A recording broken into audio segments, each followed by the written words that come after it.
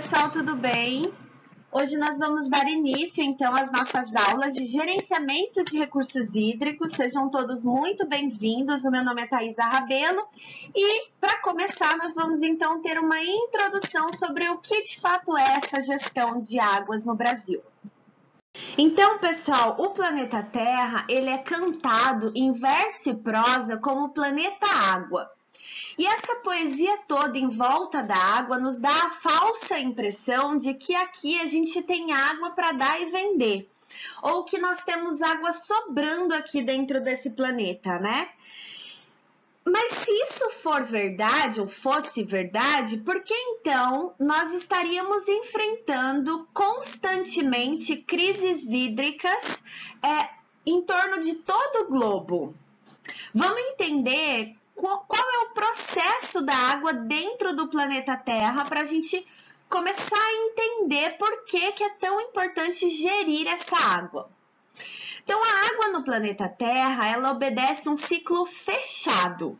Por que fechado? Porque o planeta nem perde e nem recebe água de fora. A água que nós temos aqui dentro do planeta é a mesma água, a mesma quantidade de água que existia no tempo dos dinossauros, por exemplo. Aí a ciência, presume que essa quantidade total seja de 1.386 milhões de quilômetros ao cubo de água. Sendo que desse total, apenas 2,52% está disponível sob a forma de água doce, que é a água apta para o nosso consumo. O resto, então, todo o resto, são as águas dos oceanos, água salgada, tá bom? Bom, pessoal, então vamos só relembrar aqui o ciclo hidrológico, né? Eu sei que isso não é uma novidade para nenhum de vocês já se depararam com isso em algum momento, ou comigo na disciplina de hidrologia, ou em outro momento com outro professor, ou ainda no ensino médio, né? Então, só para a gente relembrar que esse ciclo da água, o ciclo hidrológico, ele está se referindo à troca contínua de água entre a hidrosfera e a atmosfera, né? Então, inclui aí as águas superficiais, as águas subterrâneas, a participação das plantas, segundo os processos de transferência. Então, aí a evaporação, a precipitação, o escoamento, a infiltração, Quem fez a disciplina de hidrologia comigo se lembra de um vídeo que a gente apresentou em aula, em que a gente nomeava o processo, a importância da floresta amazônica na produção de água das regiões centro-oeste, sul e sudeste do Brasil.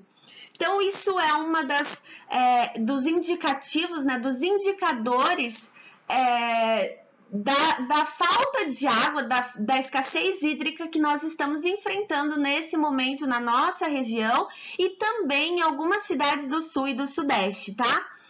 Então, para resumir um pouco do que é esse ciclo, a água, ela utiliza a energia do sol para evaporar. As moléculas de água, então, elas têm que absorver uma grande quantidade de energia, para acabar na forma de vapor e voltar para a atmosfera. Essa energia é, então, liberada e aí o vapor se condensa e retorna ao estado líquido novamente como chuva, na forma de chuva, na verdade, na forma de precipitação, que pode ser chuva, orvalho, neve, enfim. Junto com isso, então, também ocorrem outros processos, como o processo de infiltração, que é a penetração da água no solo, que vai aí contribuir para a recarga dos aquíferos, dos lençóis freáticos, e também o escoamento superficial, que para as cidades, para as nossas áreas urbanas, é a fase do ciclo hidrológico mais importante, porque é essa fase, o escoamento superficial, que vai gerar os problemas urbanos que nós enfrentamos nos períodos de chuva.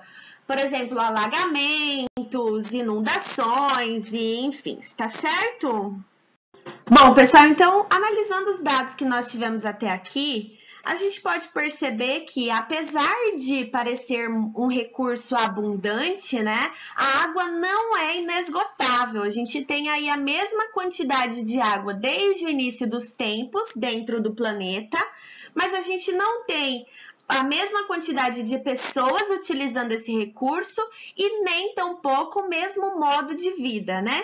Então, a gente precisa pensar em algumas questões diante disso, né? Então, levantamos aí a questão de quantos litros de água cada brasileiro consome por dia. Vocês já pensaram nisso?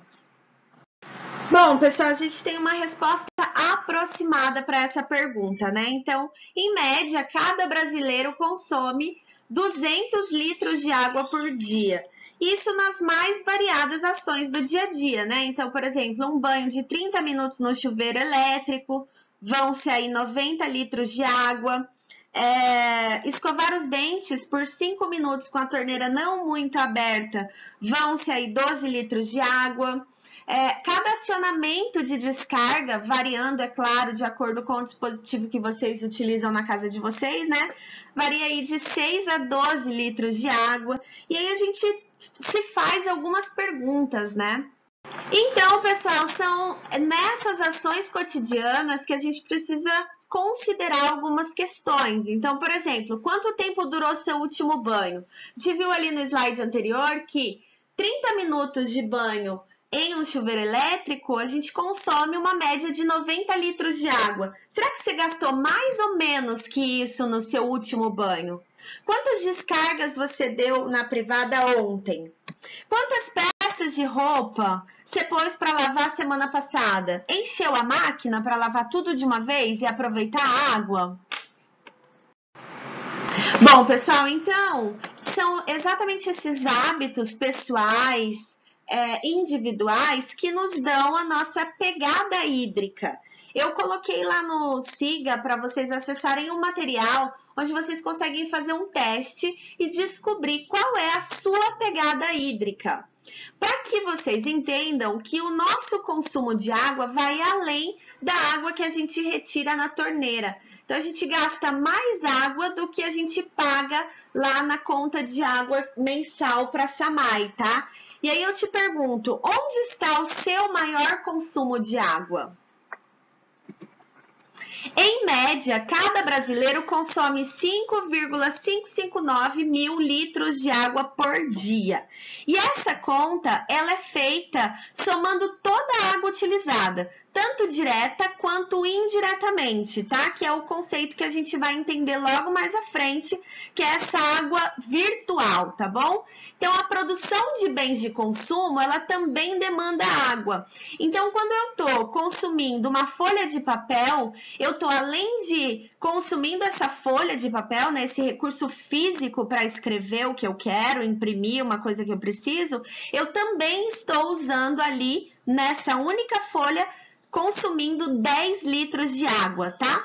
Então, observem aqui embaixo, ó. Uma xícara de café consome 140 litros de água, desde todos os processos produtivos da xícara do café, tá? Então, uma fatia de pão, para que eu consuma uma fatia de pão, eu preciso consumir antes 40 litros de água. Um copo de cerveja de 250 ml, eu preciso, antes, né, disso, no processo produtivo da cerveja, 75 litros de água. 1 quilo de queijo, para produzir 1 quilo de queijo, eu preciso consumir 5.000 litros de água. Tá? E assim por diante. Então, ó, uma calça jeans que eu uso para ir para a faculdade, eu consumo, através dessa calça jeans, 1,9 mil litros de água, tá? Um par de sapato, para que eu consuma um par de sapato, produza, né, um par de sapato, eu consumo 8.000 litros de água, tá? Então, tudo isso aqui, gente, toda essa água, esse consumo direto e indireto, é consumo individual, tá? E aí é isso que tá dentro da pegada hídrica que a gente faz lá naquele teste que eu passei para vocês. Então, meu povo, a pegada hídrica, ela pode ser feita tanto por um indivíduo, quanto por uma comunidade ou também por uma empresa, tá? E é definida como sendo o volume total de água doce que é utilizado para produzir os bens e os serviços que são consumidos aí pelo indivíduo, pela comunidade ou pelas empresas, tá? Quem deu essa definição perfeita da pegada hídrica foi o Arjen, que é o autor do livro A Pegada Hídrica da Moderna Sociedade de Consumo, tá bom? Bom, pessoal, mas nós estamos aqui até agora falando sobre consumo doméstico, consumo individual. Então, já falei para vocês prestarem atenção na duração do banho, na quantidade de roupa que se lava cada vez, né? Mas como é que está distribuída essa água doce, né, no mundo? Então, a gente tem aqui, ó, que 70% da Terra é constituída por água. A gente já falou disso também. Só que desses 70%, apenas 2,7% é água doce que é consumível, né, pelas nossas atividades humanas. 77,2% de toda a água doce do planeta está sob a forma de geleiras, né? Ou seja, indisponível para as nossas atividades humanas, né? Então, quer dizer que a gente só tem 2,7% de toda a água doce para ser distribuída em todas as atividades humanas. Desses 2,7%, como que a gente utiliza isso? Então, observem aqui essas estatísticas, tá? 70% de toda a água doce que está disponível para as nossas atividades, elas são consumidas pela agricultura, tá? E ela, então, tem utilizado aí modos bem ineficientes. Ineficientes por quê? Porque a gente não tem um aproveitamento dessa água, tá? Existe muito desperdício ainda. 22% é empregado na indústria e na geração de energia, e o uso doméstico, que é esse uso que a gente está aqui até agora falando para cuidar e que a gente vê tanta propaganda na televisão de sensibilização, né, para redução desse uso, o uso doméstico ele corresponde a apenas 8% da água utilizada, tá? Então, pergunto para vocês, será que o problema está no uso residencial? Será que todas as campanhas que a gente vê na televisão de conscientização, de racionamento de uso de água, deveria exatamente estar direcionado para o uso doméstico? Bom, então, gente, mais uma polêmica aí para nossa aula de hoje. A gente vai discutir agora a pegada hídrica do boi. O boi, ele vive em média 3 anos até ser abatido, né? Nesses 3 anos, o boi consome em média 1.300 quilos de cereais, como, por exemplo, trigo, aveia, cevada, soja, etc. Esses cereais, eles consomem água na sua produção, né? Então, essa água aí do cereal entra como a água virtual da pegada hídrica do boi, tá? Os bois também consomem pastagem, né? Então, em média, 7.200 quilos de pastagem nesses 3 anos de vida. E essas pastagens, elas precisam de água para crescer. Então, a água que é disponibilizada para a irrigação da pastagem também entra como a água virtual da pegada hídrica do boi, né? O boi também bebe água, né, para sobreviver. E esse recurso, ou seja, a água, ela também é empregada na higiene do animal, né? Então, depois dos 3 anos de vida, quando o boi é levado para o abate, ele gera, em média, 200 quilos de carne, né? E aí, quando a gente divide cada quilo de carne pela quantidade de água que a gente utiliza para todos os processos envolvidos na criação e no abate, no transporte, enfim, para tudo, a gente chega a assustadores 17.000 litros de água por quilo de carne, tá? Então, por isso que lá naquele teste que eu passei para vocês, quando a gente coloca lá que a gente gosta de churrasco, nossa pegada hídrica vai lá para as alturas, tá bom? É por isso aqui, ó, porque o boi tem a sua pegada hídrica muito elevada, tá bom? Bom, gente, mas então, né, o que é essa água virtual que a gente tanto fala? É a água que a gente não vê, que está gastando, né? Então, todo o volume de água que é utilizado direto ou indiretamente nos processos de produção e nos serviços é a água virtual, né? É aquela água que a gente não vê, mas que foi usada várias vezes até um produto ficar pronto. Então, quanta água se gasta, por exemplo, para produzir 1 litro de cerveja? A gente tem ali, ó, que para a produção de 1 litro de cerveja, a gente consome 5,5 litros de água. Para a produção de 1 quilo de arroz, 2.500 litros de água. Para a produção de 1 quilo de manteiga, 18 mil litros de água. Para a produção de 1 quilo de leite, 712,5 litros de água. Para 1 quilo de queijo, 5.280 litros de água. Para 1 quilo de batata, 132,5 litros de água. Para 1 quilo de carne, né, que a gente falou ali no slide passado, 17.100 litros de água, tá? 1 quilo de banana, 499 litros. 1 quilo de carne de frango, 3.700 litros de água são consumidos, tá? Então, tudo isso é a água virtual, tá bom? E a pegada hídrica mundial, né, de acordo com os hábitos mundiais, elas apresentam valores que podem variar conforme as características da produção local. Mas aí a gente pode ter uma ideia baseado na quantidade de água virtual que cada elemento, né, que cada produto, serviço ou produção, né, consome. E aí a gente pode ter, então, uma ideia do impacto na disponibilidade dos recursos hídricos diante das nossas demandas diárias, né? Então, meu povo, como eu falei para vocês, a pegada hídrica, ela é composta por toda a água utilizada nos processos, tanto direta quanto indiretamente. Essa origem da água, né, da retirada da água, ela dá tipos de água que compõem a pegada hídrica diferentes. Então, observem aqui à esquerda, ó, usos não consuntivos. Quem se lembra o que são usos não consuntivos?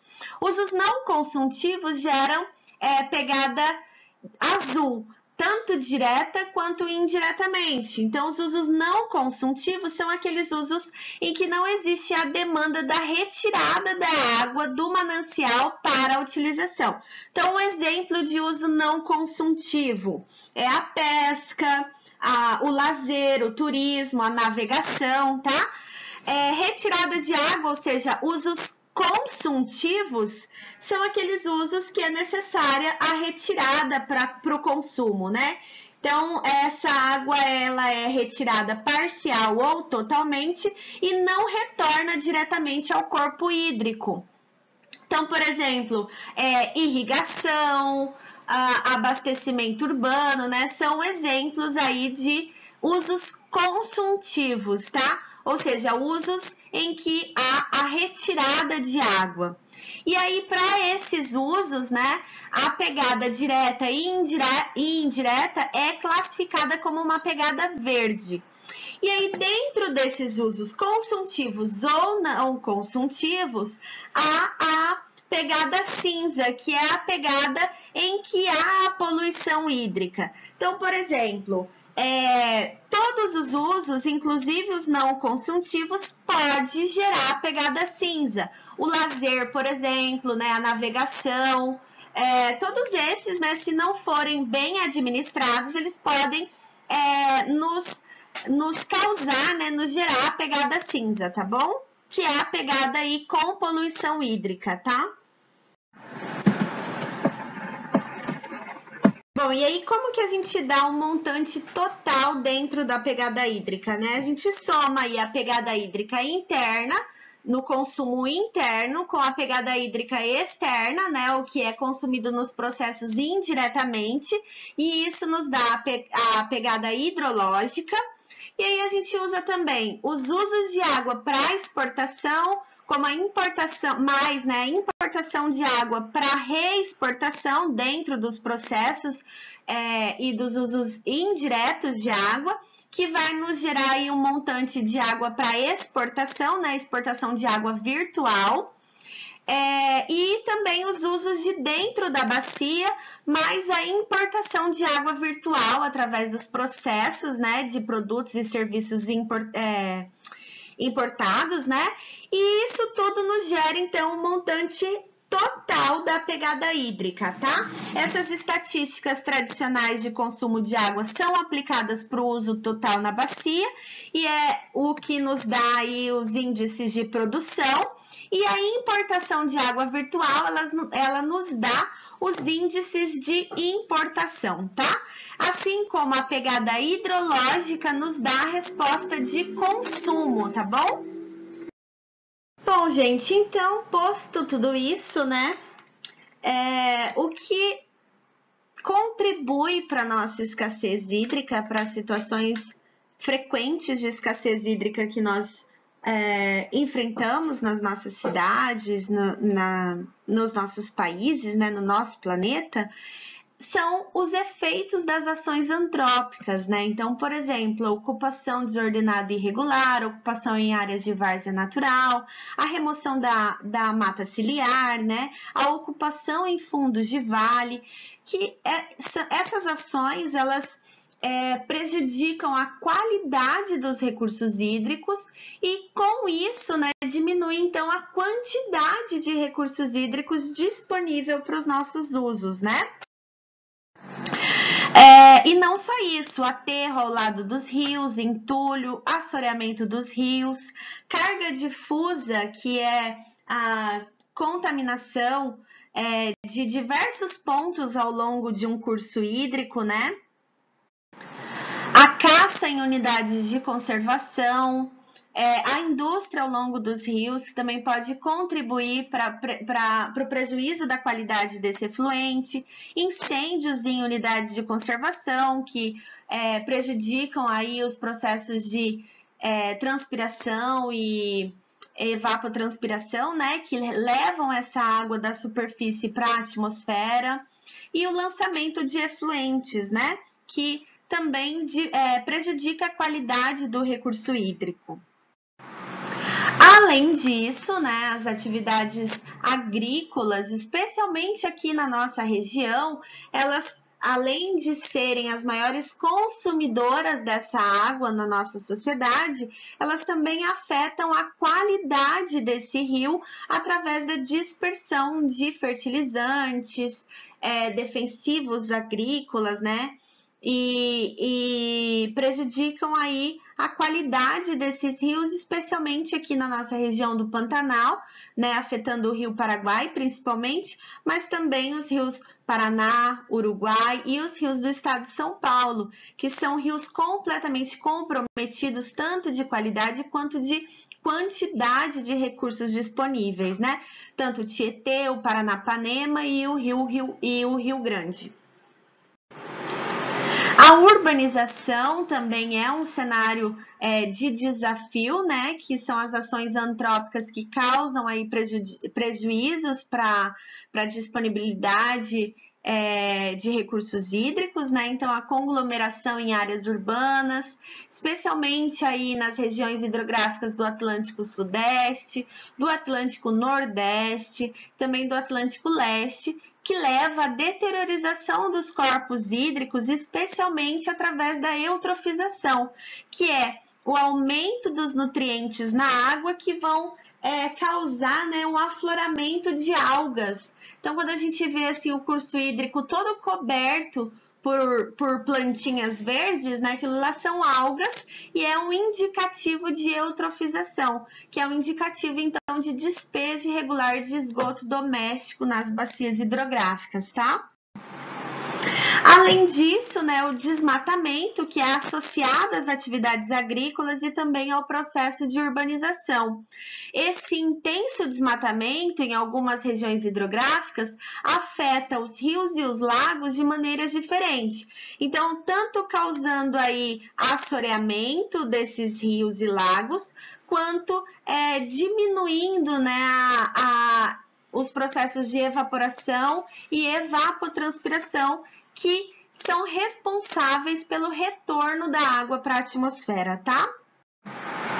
As atividades industriais, né, que podem resultar também em degradação da qualidade das águas, e também as várias e diversificadas indústrias de processamento de minério e mineração que impactam particularmente as regiões sudestes do Brasil, né? Inclusive, a gente já teve 2 desastres com esse uso, né? Com essas atividades industriais de mineração no Brasil.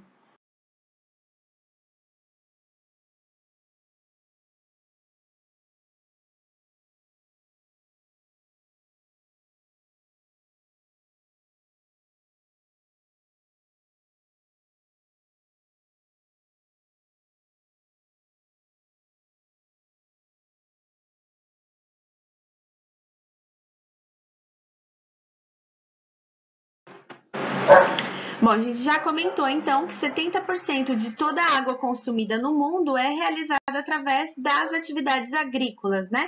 Então, a gente pode perceber que é esse setor econômico o principal usuário de água do mundo todo.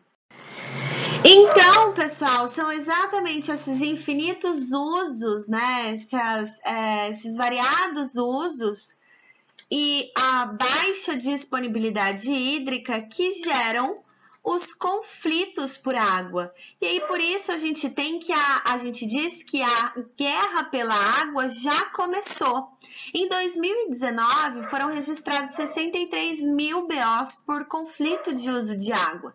Esses conflitos têm origem principalmente na distribuição desigual dos recursos hídricos dentro do território brasileiro e na distribuição demográfica, né? Então, regiões que concentram grande parte da população brasileira, como, por exemplo, a região sudeste e a região nordeste, elas têm baixa oferta de recurso hídrico, né? E aí essa competição por água gera aí tantos conflitos, né? Inclusive dentro do nosso estado, que há uma falsa impressão de abundância hídrica, né? Dentro do Mato Grosso, também existe conflito por água dentro do nosso próprio estado, né? Essas ponderações, então, levantam a questão do custo da água. Então, eu pergunto para vocês pagam pela água hoje? E eu respondo, já que não posso vê-los nesse momento, né? Vocês não pagam pela água. Hoje nós pagamos somente pelo tratamento e pela distribuição da água, né? Nós não pagamos pela água. Mas quanto você pagaria por um copo de água? E a resposta a essa pergunta é depende. Depende do tipo de água, depende do nível de sede, depende do momento, enfim, depende de 1 milhão de variáveis, né? Então, quando a gente tem aí o custo da água, a gente tem que analisar em que perspectiva está. Então, por exemplo, a produtora, a fábrica que produz cerveja, ela paga pela água através dos instrumentos de gestão. Nós, ali no nosso abastecimento doméstico, nós não pagamos pelo custo do elemento água, né? Nós não pagamos pela substância água, nós pagamos pelo tratamento aplicado na água e por fazer essa água sair lá do queima-pé e chegar na minha torneira. Que nem isso mais tem acontecido, não é mesmo? Agora, em outros países, essa realidade não é igual, né, à nossa. Então, por exemplo, na Alemanha, tem-se aí que cada 1.000 litros de água tem um custo aproximado de 9,21 dólares, tá? Na França, 5,28. E aí no Brasil, já que o abastecimento, que a população não paga por essa água, né? Quem paga é a concessionária, quem paga são as indústrias, a gente vai se aprofundar nisso ao longo da disciplina. No Brasil, o custo da água ainda é bem baixo quando comparado a outras realidades, né?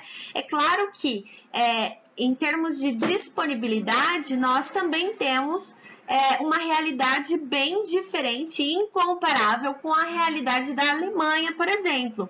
Mas pode ser que nós estejamos caminhando para uma situação semelhante, tá? E essa situação de alta demanda e baixa oferta pode nos levar a um custo muito alto de água, né? O principal problema do Brasil é a diversidade geográfica, as grandes dimensões, né? Nosso país tem dimensões continentais e isso gera problemas muito específicos para cada região. Então, eu não posso solucionar os problemas de água do Nordeste com soluções aplicadas aqui para a realidade do Mato Grosso, por exemplo, né? Então, por isso é necessário que haja regionalização por bacia hidrográfica como uma forma de incrementar a gestão dos recursos hídricos e considerar os problemas locais, tá? Os problemas específicos de cada região. Ainda falando sobre a discrepância geográfica e demográfica do Brasil, a gente tem que 80% da água disponível no Brasil está na região norte. E nessa região concentram-se apenas 5% de toda a população brasileira. Então a gente tem que os restantes, né, os 20% que restam de toda a água disponível no Brasil, precisa atender 95% da população. É essa disponibilidade hídrica do Brasil que geram, né, tantos problemas com escassez em tantas regiões, problemas de qualidade de água, problemas de seca, problemas de crise hídrica infinitas ao longo do nosso país todo, né? Mais uma questãozinha aqui para a gente relembrar, tá? O território brasileiro ele é dividido em regiões hidrográficas e o Brasil, então, é contemplado por 12 regiões hidrográficas, tá? Essa numeração aqui é a numeração oficial. Então, se você estiver fazendo um registro hidrológico buscando por exemplo, a região hidrográfica do Paraguai, você vai buscar no site da ANA, nos sites na Hidroweb, enfim, nos sites aí de pesquisa, você vai buscar, né, a região número 10. E essa região número 10, ela sempre vai estar relacionada à região hidrográfica do Paraguai, tá? Também vamos nos aprofundar nessa questão, mas só como uma introdução, o gerenciamento e o planejamento dos recursos hídricos no Brasil, eles são feitos a nível de bacia hidrográfica, ou seja, não são consideradas realidades separadas, municipais, estaduais, tá? São consideradas as realidades da bacia hidrográfica. É por isso que aí em Tangará a gente tem a bacia do Rio Sepotuba, onde estão também inseridos representantes aí de Cáceres, de Diamantino, tá? De todas as cidades que são contempladas pela bacia hidrográfica do Rio Sepotuba, tá? E essa unidade de planejamento, ela permite, então, que se determinem limites de possíveis irreversibilidades, tá? Devido aí principalmente a conflitos ambientais e também pontos de fragilidade biológica, como é, por exemplo, o caso do Pantanal, né? Que é um ponto de fragilidade biológica, um bioma em que nós precisamos ter muito cuidado para qualquer tipo de ação que possa interferir e prejudicar esse bioma, né? Então, antes de se tomar qualquer decisão, é necessário que se considere o uso de cada área, tá bom? A bacia hidrográfica como unidade de planejamento, ela também permite a identificação de atividades antrópicas para cada setor de unidade ambiental, além de um manejo específico para cada setor também. Isso possibilita a descentralização do comando de decisão, ou seja, eu tenho aí um precedente, né, para incluir diversos outros atores, por exemplo, no Pantanal, os pantaneiros, as comunidades tradicionais, tá? Em regiões que possuem tribos indígenas, por exemplo, aí em Barra do Bugres, eu também posso incluir nessa gestão participativa e descentralizada lideranças indígenas, tá? Então, é nesse sentido que a gente diz que a bacia hidrográfica, como unidade de planejamento e gestão, ela permite a identificação de atividades específicas, né? Atividades antrópicas específicas para cada região. E também pelo fato da metodologia do zoneamento ambiental ser flexível e adaptável à definição e ao manejo de uma zona dentro da bacia hidrográfica, né, conforme a necessidade, tá bom? E aí, gente, outro momento de relembrar aqui o que é uma bacia hidrográfica, né? A gente está falando de bacia hidrográfica como unidade de gestão e planejamento de recursos hídricos, mas o que é uma bacia hidrográfica? Uma bacia hidrográfica nada mais é do que um conjunto de terras que é drenado por um rio principal e os seus afluentes e subafluentes. Então, eu tenho bacia hidrográfica e subbacia, tá? Eu posso dividir em uma bacia hidrográfica maior, como, por exemplo, o caso da bacia hidrográfica do rio Sepotuba, ou em subbacias, quando eu estou analisando a bacia hidrográfica do rio Paraguai e o rio Sepotuba é uma subbacia da bacia hidrográfica do rio Paraguai, tá certo? Então, a ideia de bacia hidrográfica ela está sempre associada à noção da existência de nascentes, divisores de água, tá? Que são os divisores topográficos e características dos cursos hídricos principais e secundários, que são denominados, então, como afluentes e subafluentes, tá bom?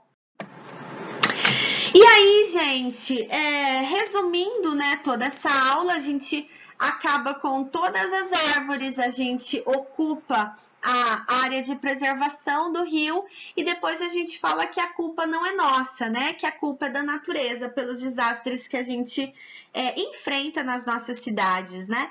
E aí a gente tem que tomar um pouco de autorresponsabilidade e mudar não só na nossa vida privada e doméstica, mas também nos conceitos sociais que levam a gente a utilizar os recursos naturais além do seu limite, tá bom?